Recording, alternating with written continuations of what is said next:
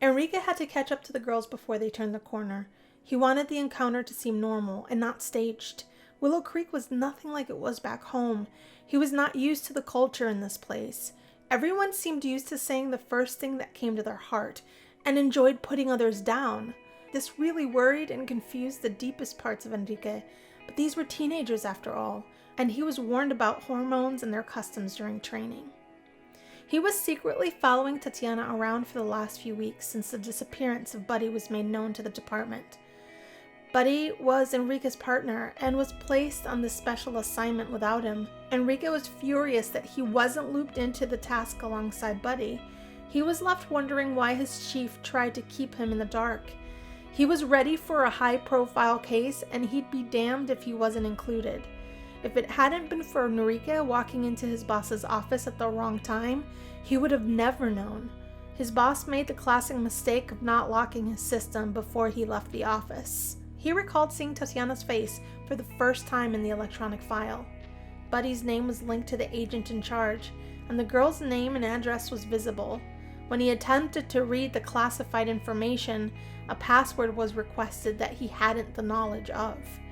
When he heard his boss's footsteps down the hall, he made it look as though he was none the wiser. 3 weeks later, his partner never returned from that assignment, and Enrique was still left in the dark about Buddy's whereabouts. Weirdly, the Force did not ask him to join the hunt for Buddy thereafter.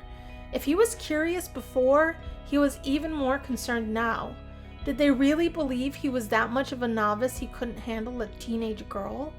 Yet he still doesn't know how this young lady could be the perpetrator of any investigation. So he took some personal time off from the Force to do some fact-finding of his own. Now, fast forward to the present. He was not expecting Tatiana to be so affable. True, she was a rare bird, but so far nothing he observed could be labeled suspicious.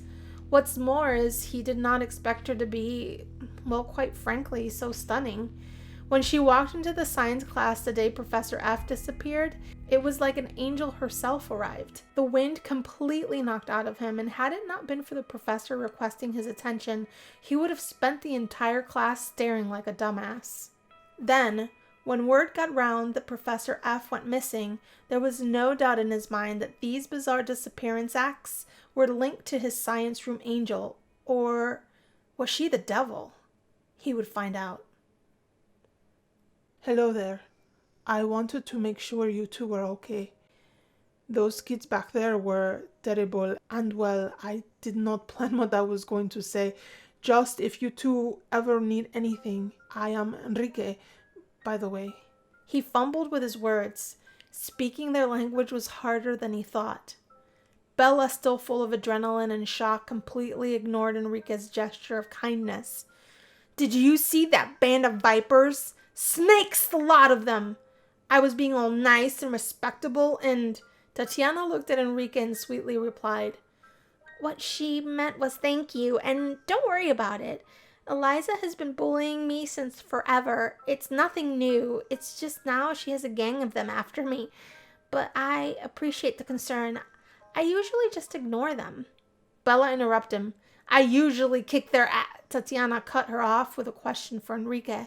So thanks, truly. Hey, you're the transfer student in my science class. Yes, I am glad to meet you. You are? Bella was completely oblivious that Enrique was directing his question to Tatiana. I'm Bella. This is my girl Tatiana. She pointed at her friend. Enrique just smiled at Bella. She was scrappy, but he admired her passion. Their friendship reminded him of his and Buddy's, which made him somber. Some of the exchange students in the program are getting together later for a party. If you are interested, I would love to see you both there. Mind if we exchange numbers? Bella, again, thinking Enrique was addressing her, swooned and flirtatiously said, Is a freezer bunny adorable? Of course we can trade numbers, silly. After Bella sent Enrique her number, he looked directly at Tatiana. Sure, we can exchange numbers, but I probably will pass tonight. I have to make up for that C- in science if I want to go to Llama U. He nodded in understanding. I know all about nature and elements if you ever need some help. It would be my pleasure. I may need some tutoring too, Enrique. I'm feeling a chemical reaction in my pants.